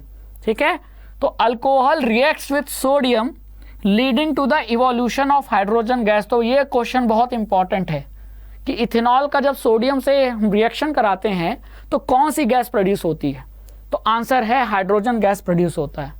और साथ ही साथ एक कंपाउंड और बनता है प्रोडक्ट में, वो है सोडियम इथॉक्साइड। ठीक है, अब दूसरा रिएक्शन देख लेते हैं। Reaction to give unsaturated hydrocarbon, यानी इथेनॉल से हम अनसैचुरेटेड हाइड्रोकार्बन भी प्रोडक्ट में प्राप्त कर सकते हैं, मतलब हम टेकअप कर सकते हैं। कैसे? मतलब कैसे आप इथेनॉल से अनसैचुरेटेड हाइड्रोकार्बन पाओगे? तो उसके लिए आपको क्या करना है? इथेनॉल को हीट करना है, गर्म करना है। आप देखो 170 डिग्री सेल्सियस पे, वो भी किसके प्रेजेंस में? किसी एसिड के प्रेजेंस में, जैसे कि कंसंट्रेटेड सल्फ्यूरिक एसिड के प्रेजेंस में, तो कंसंट्रेटेड सल्फ्यूरिक एसिड के प्रेजेंस में अगर आप इथेनॉल को गर्म करते हो तो जो इथेनॉल है उसमें से वाटर हट जाता है। तो देखो वाटर अलग हो गया और मिल जाता है आपको इथीन। तो इथीन एक तरीके का अनसैचुरेटेड हाइड्रोकार्बन ही है ना। कैसे पता चला? अरे कार्बन कार्बन के बीच में डबल बॉन्ड, तो ये अनसैचुरेटेड हुआ और वाटर अलग हो गया। तो ये भी एक बहुत अच्छा केमिकल रिएक्शन है किसका? इथेनॉल का, जिससे हम इथेनॉल से एक अनसैचुरेटेड हाइड्रोकार्बन टेकअप कर सकते हैं, मतलब प्राप्त कर सकते हैं। ठीक है, प्रोडक्ट में प्राप्त कर सकते हैं। अब क्योंकि यहाँ ये जो कंसंट्रेटेड सल्फ्यूरिक एसिड है इसने क्या किया?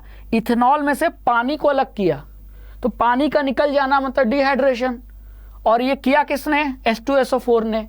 तो यहाँ H2SO4 कैसा एजेंट हो गया? Dehydrating agent. The concentrated sulphuric acid can be regarded as dehydrating agent which removes water from ethanol, जो कि पानी को रिमूव करता है किस में से? इथेनॉल से, और इसीलिए आपको प्रोडक्ट में क्या मिल रहा है? इथीन मिल रहा है, जो कि अनसैचुरेटेड हाइड्रोकार्बन है। क्लियर? तो ये इथेनॉल के दो रिएक्शन आपको याद रखने हैं, एक सोडियम के साथ और एक ऐसा रिएक्शन जिसके वजह से आपको अनसैचुरेटेड हाइड्रोकार्बन मिलता है इथेनॉल से। ठीक है, चलिए अब आता है दूसरा कार्बन कंपाउंड जिस पे हम चर्चा करेंगे, वो है इथेनोइक एसिड। तो सबसे पहले इसका structure, formula.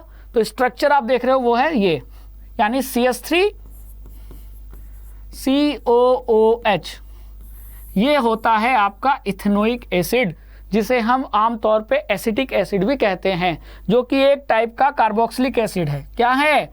It is a type of carboxylic acid. It is a type of carboxylic acid. कैसे पता गुरुजी? बताए तो आप है नहीं। स्टूडेंट्स मैं बताता हूं, जहां भी एसिड में ये ग्रुप फंक्शनल ग्रुप प्रेजेंट हो COOH, तो ऐसा एसिड जिसमें COOH फंक्शनल ग्रुप प्रेजेंट हो, such acids are known as carboxylic acid. तो इथेनोइक एसिड में भी COOH प्रेजेंट है, तो ऐसे एसिड किस टाइप के हुए? इथेनोइक एसिड भी कार्बोक्सिलिक एसिड का ही एक टाइप है। ठीक है, अब इथेनोइक एसिड का 5 to 8% जो पानी के साथ सोल्यूशन होता है, 5 to 8% solution of acetic acid. Sir acetic acid यहाँ कह रहे हो आप इथेनोइक एसिड? अरे दोनों सेम हैं। जैसे इथेनॉल ही अल्कोहल होता है, उसी तरह इथेनोइक एसिड को हम एसिटिक एसिड भी कहते हैं, और इसके 5 to 8% सोल्यूशन को हम विनेगर कहते हैं, सिरका। और सिरके को प्रिजर्वेटिव के तौर पे यूज़ किया जाता है, हम लोग ने खाने के लिए भी देखा होगा, है कि नहीं? समझ में आ गया? तो अचार में डालते हुए देखा है कि नहीं? घर में अचार अगर आपके बनता होगा तो उसमें सिरका जरूर पड़ता है, ताकि अचार खराब ना हो। तो अचार को खराब ना किया जाए, मतलब खराब ना हो, तो लंबे समय तक उसको सही बनाए रखने वाले केमिकल को ही प्रिजर्वेटिव कहेंगे, है ना? और उसमें हमने प्रिजर्वेटिव के तौर पे क्या ऐड किया? विनेगर। क्लियर? चलिए, अब जो मेल्टिंग पॉइंट होता है इथेनोइक एसिड का, वो बहुत कम होता है, 290 केल्विन। तो वो पानी 273 केल्विन यानी 0 डिग्री सेल्सियस पे क्या होता है? फ्रीज हो जाता है, जम जाता है। ठीक है, और इथेनोइक एसिड का मेल्टिंग पॉइंट कितना है? 290 केल्विन, मतलब 0 से थोड़ा सा ज़्यादा। तो जब भी टेम्परेचर घटता है तो इथेनोइक एसिड फ्रीज हो जाता है, जम जाता है। ठीक है, क्यों जम जाता है? क्योंकि इसका मेल्टिंग पॉइंट बहुत कम है, केवल 290 केल्विन है। तो ठंडे क्लाइमेट में, कोल्ड क्लाइमेट में इथेनोइक एसिड फ्रीज हो जाता है, और उसी को हम ग्लेशियल एसिटिक एसिड कहते हैं, जो कि आप यहां देख रहे हो। तो इथेनोइक एसिड मतलब एसिटिक एसिड। तो फिर ये ग्लेशियल एसिटिक एसिड का मतलब, जब इथेनोइक एसिड ठंडे के मौसम में जम जाए, और जमने के बाद जब वो ऐसा दिखता है, तो हम इसे ही क्या कहते हैं? ग्लेशियल एसिटिक एसिड कहते हैं। क्यों जम गया? क्योंकि मेल्टिंग पॉइंट बहुत कम है। ठीक है, बहुत कम मतलब कि उतना है जितने में हमारे ठंडी का तापमान, टेम्परेचर पहुंच जाता है ना? तो मैंने कंपेयर करने के लिए आपको पानी का बताया, ये वाटर का है। तो कई ऐसे देश हैं जहां टेम्परेचर 0 ना होकर माइनस हो जाता है, तो वहां फिर ये भी जब पानी जम जाएगा तो ये भी तो जम जाएगा, इथेनोइक एसिड, और जम जाएगा तो इसे क्या कहेंगे, ग्लेशियल एसिटिक एसिड कहेंगे। ठीक है, अब मैंने क्या बोला कि इथेनोइक एसिड में क्योंकि COOH फंक्शनल ग्रुप पाया जाता है तो इथेनोइक एसिड एक टाइप का कार्बोक्सिलिक एसिड है। लेकिन ऐसे बहुत सारे एसिड होते हैं जिनमें COOH नहीं पाया जाता, जैसे HCl, जैसे H2SO4, तो ये भी एसिड है। लेकिन इन एसिड्स को जिनमें COOH प्रेजेंट ना हो लेकिन वो फिर भी एसिड हैं, उन्हें मिनरल एसिड कहा जाता है। और मिनरल एसिड ज़्यादा स्ट्रॉन्ग एसिड होते हैं as compare to carboxylic acid. तो नेचर में कार्बोक्सिलिक एसिड भी रखा जाए एक तरफ और एक तरफ मिनरल एसिड को रखा जाए तो दोनों में कौन ज़्यादा एसिडिक है, कौन ज़्यादा ताकतवर है? तो मिनरल एसिड जैसे कि HCl, H2SO4, HNO3 are more stronger acid as compare to carboxylic acid, जैसे कि इथेनोइक एसिड। ठीक है, क्लियर? तो अब आपको समझ में आ गया होगा कि CH3COH इथेनोइक एसिड हो गया और HCl ये हाइड्रोक्लोरिक एसिड हो गया, तो दोनों एसिड है। लेकिन ये एक टाइप का कार्बोक्सिलिक एसिड है क्योंकि इसमें COOH ग्रुप प्रेजेंट है, और ये एक टाइप का मिनरल एसिड है। एसिड लेकिन दोनों हैं, और दोनों में स्ट्रॉन्ग कौन होगा? तो अगर ये कहा जाए कि carboxylic acid are weak in nature, ये बात सही है, और इथेनोइक एसिड भी कार्बोक्सिलिक एसिड है। तो अगर इथेनोइक एसिड के बारे में कहा जाए कि ethanoic acid is a weak acid, तो भी ये बात सही है। ठीक है, क्लियर कट? चलिए, अब अगर इथेनोइक एसिड का रिएक्शन देखा जाए तो पहला रिएक्शन है एस्टरिफिकेशन, यानी ईस्टर का फॉर्मेशन। तो ईस्टर का फॉर्मेशन कैसे होता है? तो अगर इथेनोइक एसिड का रिएक्शन इथेनॉल से करा दिया जाए, तो यह है इथेनोइक एसिड, यह है इथेनॉल, और कंसंट्रेटेड सल्फ्यूरिक एसिड के प्रेजेंस में जब दोनों का रिएक्शन कराते हैं तो देखो क्या बन रहा है, ethyl ethanoate plus water H2O। तो ये जो इथाइल इथेनोएट है ये एक टाइप का क्या है, ईस्टर है। मतलब इस कंपाउंड में जो फंक्शनल ग्रुप प्रेजेंट है वो क्या है, ईस्टर है। और ईस्टर की पहचान होती है COOR। तो देखो COOR, R मतलब ये कार्बन की चेन। तो जैसे कार्बोक्सिलिक एसिड में COOH होता है तो ईस्टर में होता है COOR, R मतलब कार्बन की चेन। तो वही लिखा है, esters are most commonly formed by the reaction of an acid and an alcohol. तो किसी भी एक एसिड और अल्कोहल के रिएक्शन से ईस्टर का फॉर्मेशन होता है। जैसे कि इथेनोइक एसिड इथेनॉल से रिएक्ट करके किसके प्रेजेंस में, एसिड कैटलिस्ट के प्रेजेंस में क्या बनाता है, ईस्टर। यहाँ कौन सा ईस्टर बना, इथाइल इथेनोएट। जनरली ईस्टर, अब ये जो ईस्टर जो कंपाउंड होते हैं ना, मतलब ऐसे कंपाउंड जिसमें ईस्टर फंक्शनल ग्रुप प्रेजेंट हो, इनमें बहुत अच्छी सुगंध होती है, फ्लेवर होता है इसमें। तो जितने भी फ्लेवर चीज़ होती है, जैसे वेनिला एक फ्लेवर है, तो वेनिला जो है ना फ्लेवर, उसमें क्या प्रेजेंट है, ईस्टरी ग्रुप प्रेजेंट है। जी हाँ, तो esters are sweet smelling substance, these are used in making perfumes and as a flavouring agent. तो परफ्यूम बनाने में या केक बना रहे हैं तो वेनिला केक, तो वो जो वेनिला का एसेंस है, महक है, स्मेल है, वो कहाँ से आया? तो हमने केक बनाते समय उसमें एक केमिकल डाला, उस केमिकल में क्या प्रेजेंट था, ईस्टर फंक्शनल ग्रुप, और वो फंक्शनल ग्रुप ईस्टर प्रेजेंट होने के कारण ही उसमें अच्छी स्मेल होती है। ठीक है, तो ईस्टर अच्छे फ्लेवरिंग एजेंट्स होते हैं, क्लियर, फ्लेवर देते हैं। तो एक तो रिएक्शन ये हो गया जिसमें ईस्टर का फॉर्मेशन होता है इथेनोइक एसिड के वजह से, जबकि जब इथेनोइक एसिड इथेनॉल के साथ रिएक्शन करता है। अब इसका रिवर्स कर दें, on treating sodium hydroxide which is an alkali, the ester is converted back to alcohol and sodium salt of carboxylic acid. यानी अगर इसी ईस्टर को हम सोडियम हाइड्रोक्साइड जो कि एक अल्काली है, बेस है, उसके साथ रिएक्शन करा दें तो इथेनॉल वापस बनता है और साथ ही साथ सोडियम सॉल्ट बनता है, sodium salt of carboxylic acid. मतलब ये तो होना चाहिए था कार्बोक्सिलिक एसिड CH3COOH, लेकिन H की जगह क्या आ गया, Na, तो ये कार्बोक्सिलिक एसिड का क्या बन गया, सोडियम सॉल्ट बन गया।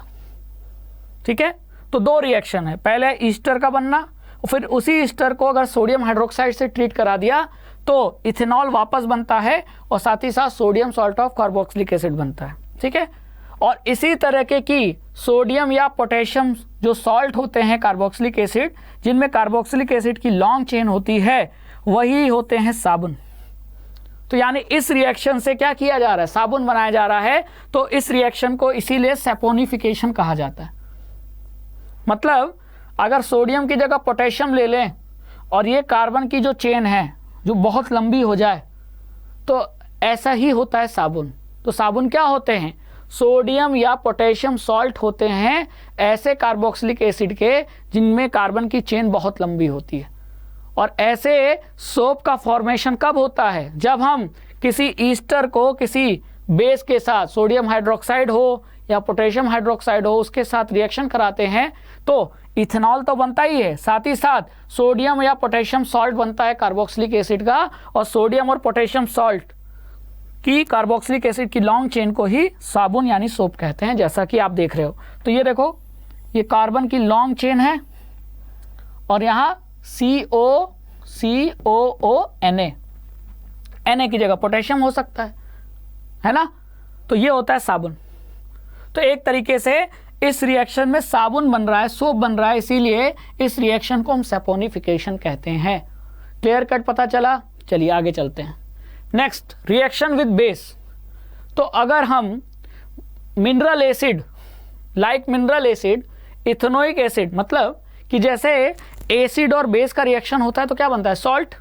तो इथेनोइक एसिड भी तो एसिड है, तो इसका जब भी किसी बेस के साथ रिएक्शन कराएंगे, जैसे कि NOH जो कि बेस है, और इथेनोइक एसिड एक एसिड की तरह रिएक्ट करता है जस्ट लाइक मिनरल एसिड, और क्या बनाता है, सॉल्ट बनाता है और वाटर बनता है। ठीक है, तो वही लिखा है कि just like mineral acid, ethanoic acid reacts with base such as sodium hydroxide to give salt and water. Salt होगा कौन सा, सोडियम इथेनोएट, जिसे हम सोडियम एसीटेट भी कह सकते हैं, क्योंकि इथेनोइक एसिड को एसिटिक एसिड कहा जाता है। तो इथेनोइक एसिड से जो सोडियम का सॉल्ट बना, उसको सोडियम इथेनोएट की जगह सोडियम एसीटेट भी कह सकते हैं। क्लियर? चलिए, अब आता है थर्ड रिएक्शन इथेनोइक एसिड का, वो है किसके साथ, वो है आपका कार्बोनेट्स के साथ। ठीक है, तो अगर इथेनोइक एसिड का कार्बोनेट या हाइड्रोजन कार्बोनेट के साथ रिएक्शन होता है तो देखिए क्या बनता है, बहुत इंपॉर्टेंट रिएक्शन है। ये रहा आपका इथेनोइक एसिड, यहां इसके साथ किसका रिएक्शन हुआ, सोडियम कार्बोनेट का, और यहां सोडियम हाइड्रोजन कार्बोनेट यानी किसी हाइड्रोजन कार्बोनेट का। तो दोनों केस में इथेनोइक एसिड एक बार कार्बोनेट से रिएक्शन कर रहा है और एक बार हाइड्रोजन कार्बोनेट से। तो देखिए प्रोडक्ट में क्या बन रहा है, यहाँ तो सोडियम सॉल्ट बन रहा है कार्बोक्सिलिक एसिड का, साथ ही साथ पानी बन रहा है, और कौन सी गैस रिलीज हो रही है, कार्बन डाइऑक्साइड गैस रिलीज हो रही है कि नहीं। तो ये बहुत बड़ा इंपॉर्टेंट रिएक्शन है इथेनोइक एसिड का। इथेनोइक एसिड का जब भी किसी कार्बोनेट या हाइड्रोजन कार्बोनेट से रिएक्शन कराओ तो हमेशा कार्बन डाइऑक्साइड गैस बनती है, ये आपको याद रखना है। ठीक है, तो ये रहा इस क्वेश्चन का आंसर, और ये रहा इथेनोइक एसिड के एक इंपॉर्टेंट रिएक्शन। ठीक है, चलिए अब बात आई थी साबुन की, तो साबुन और डिटर्जेंट को देख लेते हैं कि वो कैसे वर्क करते हैं, कैसे गंदगी को साफ करते हैं, गंदे कपड़े को साफ करने के लिए किस तरीके से साबुन और डिटर्जेंट का इस्तेमाल किया जाता है। तो अभी हमने पढ़ा कि साबुन, सोप क्या होते हैं। तो सोप होते हैं कार्बोक्सिलिक एसिड के, सोडियम या potassium salt of carboxylic acid with long chain. ठीक है, अब जो गंदगी होती है, most dirt is oily in nature, और ऑयल को पानी में आप डालो तो क्या वो घुलेगा, सॉल्युबल होगा, कभी नहीं। तो इसीलिए कि गंदगी पानी से साफ नहीं हो पाती, क्योंकि पानी में ऑयल मिक्स नहीं होता। तो इसीलिए कपड़े जो हमारे गंदे हो जाते हैं उनको सिर्फ पानी से साफ करोगे तो काम नहीं बनेगा, इसीलिए उनको साफ करने के लिए हमको सोप और डिटर्जेंट का इस्तेमाल करना पड़ता है। ठीक है, तो जो सोप होते हैं, अभी मैंने बताया साबुन, वो सोडियम या पोटेशियम सॉल्ट होते हैं किसके, लॉन्ग चेन कार्बोक्सिलिक एसिड के, यानी एक बहुत बड़ी कार्बन की चेन होगी और साथ में यहाँ क्या होगा, COOH की जगह Na प्लस, ये माइनस होता है, इतने दूर पे माइनस चार्ज, और इस पे प्लस, और सोडियम नहीं होगा तो क्या होगा, पोटेशियम होगा। अब ये चेन है, मतलब ये कार्बन की जो चेन है, इसे हाइड्रोफोबिक कहा जाता है। मतलब ये हाइड्रोफोबिक नेचर की होती है। हाइड्रोफोबिक, हाइड्रो मतलब वाटर और फोबिक मतलब डर। तो ये जो चेन है वो वाटर से दूर रहना चाहती है। और ये जो पॉजिटिव चार्ज वाली जो एंड है, मतलब ये यहाँ या तो पोटेशियम होगा या तो सोडियम होगा, ये हाइड्रोफिलिक एंड होता है। हाइड्रोफिलिक मतलब हाइड्रो मतलब वाटर और फिलिक मतलब लव। तो मतलब ये जो एंड है वो प्यार करता है, वो अट्रैक्ट होता है पानी की तरफ, लेकिन ये वाला जो एंड है वो दूर जाना चाहता है। यानी कि किसी भी साबुन में ये जो लॉन्ग चेन है ना कार्बोक्सिलिक एसिड की, वो पानी से दूर रहना चाहती है। और ये जो पॉजिटिव एंड है जिस पे पॉजिटिव चार्ज है, जो हाइड्रोफिलिक एंड कहते हैं, वो पानी के तरफ जाना चाहती है। The ionic end of soap interacts with water while the carbon chain interacts with oil. तो ये जो आयनिक चेन है जहां प्लस या माइनस चार्ज है, वो वाटर की तरफ रहना चाहती है, और ये जो कार्बन की चेन है वो पानी से दूर रहना चाहती है। तो इसे हम हाइड्रोफोबिक कह रहे हैं और इसे आयनिक एंड को हाइड्रोफिलिक कह रहे हैं। ठीक है। अब ऐसे बहुत सारे स्ट्रक्चर मिल जाएं, साबुन के ऐसे बहुत सारे स्ट्रक्चर मिल जाएं, मतलब ऐसे। तो जो हमारी गंदगी है ना, ऑयल, जैसा कि आप यहां देख रहे हो, ये येलो रंग से क्या दिखाया गया है, ऑयल ड्रॉपलेट, गंदगी। तो इस गंदगी के चारों तरफ क्या जुड़ गए, साबुन के मॉलिक्यूल जुड़ गए। तो मॉलिक्यूल में कौन सा एंड इस ऑयल से जुड़ा, जो पानी से दूर रहना चाहता है, यानी हाइड्रोफोबिक एंड। तो ये देखो हाइड्रोफोबिक एंड, जो टेल है, पूंछ, वो आके यहाँ जुड़ गई।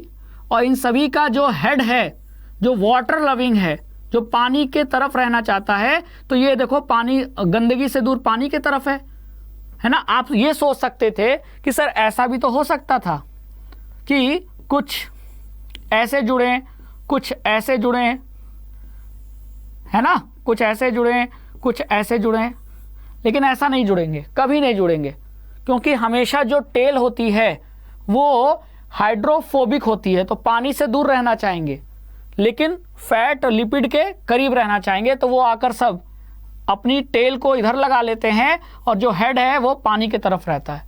तो ये जो एक स्ट्रक्चर बना, इसी स्ट्रक्चर को क्या कह रहे हैं, मिसल्स। तो गंदगी के चारों तरफ सोप के मॉलिक्यूल्स एक स्ट्रक्चर बना लेते हैं जिसे मिसल्स कहा जाता है। क्या कहा जाता है, मिसल्स। तो ये पूरा स्ट्रक्चर आपको जो देखने को नजर आ रहा है, यही है मिसल्स, जहां की one end of the molecule is towards the oil droplet. तो ये जो ऑयल ड्रॉपलेट के तरफ एक एंड है और दूसरा जो आयनिक एंड है वो आउटसाइड है। तो ये देखो, ये आयनिक एंड आउटसाइड, आउटसाइड, आउटसाइड। अब धीरे धीरे क्या होगा, this forms an emulsion in water. अब ये जो मिसल्स का फॉर्मेशन हुआ, ये एक तरीके का पानी में एमल्शन बन जाता है। और धीरे धीरे ये गंदगी को देखो, कपड़े में से, ये कपड़ा है ना, कपड़े में एक ब्राउन रंग की गंदगी, और इस गंदगी को लेकर सोप के जो मिसल्स हैं वो गंदगी को कपड़े से क्या कर दे रहे हैं, हटा दे रहे हैं। तो वही लिखा है कि this forms an emulsion in water, the soap micelles. Soap के जो मिसल्स हैं, देखो एक मिसल्स, दूसरा मिसल्स, दस helps in pulling out the dirt in water. तो ये देखो, जो गंदगी थी उसको पुल, कपड़े से खींच लिया और अलग कर दिया। अब आपका कपड़ा साफ हो गया। ठीक है, we can wash our clothes clean, कपड़े साफ हो गए। इस तरीके से साबुन काम करता है।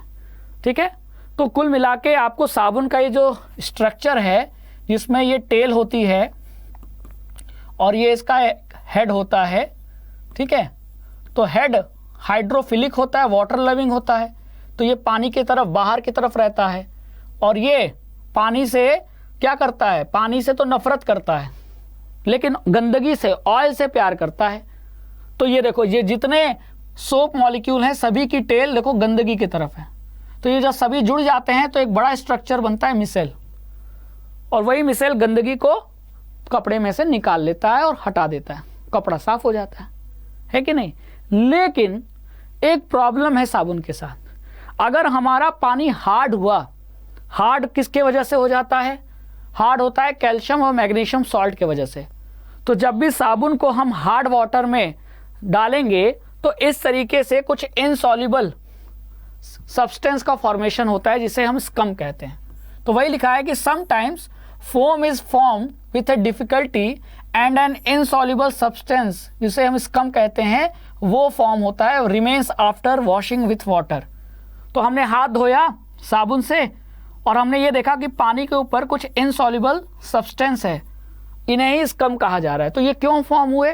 क्योंकि साबुन जो कि सोडियम या पोटेशियम सॉल्ट था कार्बोक्सिलिक एसिड का, लॉन्ग चेन कार्बोक्सिलिक एसिड का, उसका पानी जो हार्ड वाटर है जिसमें कैल्शियम और मैग्नीशियम के सॉल्ट प्रेजेंट है उसके साथ रिएक्शन होता है। This is caused by the reaction of soap with calcium and magnesium salt which causes the hardness of water. तो पानी को हार्ड बनाने में कौन जिम्मेदार हैं? कैल्शियम और मैग्नीशियम के सॉल्ट, और इन्हीं सॉल्ट का रिएक्शन होता है सोप के साथ और उसके वजह से किसका फॉर्मेशन होता है? इनसॉल्युबल सब्सटेंस जिसे स्कम कहते हैं, और इस वजह से कपड़ा मुश्किल से साफ होता है। तो अगर हार्ड वाटर में फिर आप बहुत सारा साबुन भी खर्च कर दोगे, कपड़ा सही से साफ नहीं होगा। तो ऐसे केस में फिर आप साबुन नहीं, आप डिटर्जेंट यूज कीजिए। जी हाँ, क्योंकि डिटर्जेंट हार्ड वाटर में स्कम का फॉर्मेशन नहीं करता। ठीक है, तो अब वो देख लेते हैं कि डिटर्जेंट क्यों नहीं फॉर्म करता। क्योंकि डिटर्जेंट सोडियम या potassium salt of long carboxylic acid के चेन के नहीं होते। कि तो डिटर्जेंट क्या होते हैं? Detergents are generally sodium salt of sulphonic acid और एमोनियम सॉल्ट विथ क्लोराइड्स और ब्रोमाइड्स आयन। तो डिटर्जेंट का जो केमिकल है नेचर वो अलग है। सोप्स यानी साबुन क्या थे? लॉन्ग चेन कार्बोक्सिलिक एसिड के सोडियम या पोटेशियम सॉल्ट थे, इसलिए वो हार्ड वाटर के साथ रिएक्ट करके इनसॉल्युबल सब्सटेंस जिसको हम स्कम कहते हैं उसका फॉर्मेशन कर रहे थे। लेकिन डिटर्जेंट जो कि सोडियम या पोटेशियम सॉल्ट नहीं होते, ये sodium salt of sulphonic acid होते हैं, जबकि soap sodium salt of carboxylic acid होता है। तो इसीलिए वो इनसॉल्युबल सब्सटेंस फॉर्म करता है लेकिन डिटर्जेंट नहीं फॉर्म करता, क्योंकि डिटर्जेंट सोडियम सॉल्ट होते हैं कार्बोक्सिलिक के नहीं, सल्फोनिक एसिड के, या एमोनियम सॉल्ट होते हैं क्लोराइड या ब्रोमाइड के। और ये हार्ड वाटर में जो कैल्शियम या मैग्नीशियम के सॉल्ट हैं उनके साथ रिएक्शन नहीं करता और स्कम का फॉर्मेशन नहीं होता। इसलिए हार्ड वाटर में सोप से ज़्यादा बेटर ऑप्शन है डिटर्जेंट का यूज़ कीजिए। ठीक है, यहाँ आप एक sodium salt of sulphonic acid का ये एक स्ट्रक्चर देख रहे हो। देखो, ये है सोडियम और ये सल्फोनिक एसिड, लेकिन उस सल्फोनिक एसिड में हाइड्रोजन की जगह क्या आ गया? सोडियम। तो ये बन गया सल्फोनिक एसिड का सॉल्ट। कौन सा सॉल्ट? Sodium salt. और यही है डिटर्जेंट। ठीक है, द चार्ज एंड, तो चार्ज एंड कहाँ प्रेजेंट है? ये है ना चार्ज एंड, ये है ना charge and. The charge end of this compound do not form insoluble precipitate with the calcium and magnesium ions in hard water, thus they remain effective in hard water। तो hard water में साबुन तो fail हो जाता है लेकिन detergent fail नहीं होता। रीज़न आप बता सकते हो क्या? रीज़न ये है कि जो डिटर्जेंट होते हैं वो सोडियम और potassium salt of carboxylic acid नहीं होते, they are sodium salt of sulphonic acid या एमोनियम सॉल्ट विथ क्लोराइड या ब्रोमाइड आयंस, और वो कैल्शियम मैग्नीशियम सॉल्ट के साथ रिएक्ट नहीं करते और इनसॉल्युबल सब्सटेंस फॉर्म नहीं करते, इसलिए हम डिटर्जेंट का यूज करते हैं। ठीक है, तो ये रहा आपका one short revision carbon and its compound का। तो आई होप कि आपने सेशन को पूरा एंड तक देखा, अच्छे से पढ़ा। इसी तरह अड्डा 24/7 क्लास 9 और 10 के साथ जुड़ते रहिए, पढ़ते रहिए। Thank you so much.